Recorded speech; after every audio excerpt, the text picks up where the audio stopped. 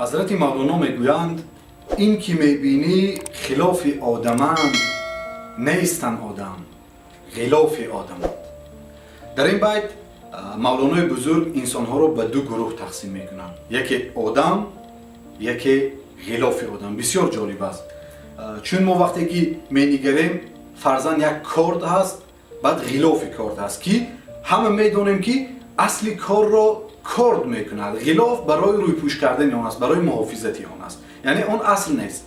یا که مثلا برای همین کتاب ها هم که نگاه کنیم، این کتاب است و این غلاف کتاب، همون مقاوه است که برای وظیفه نگاهداری یا محافظتی آن را دارد.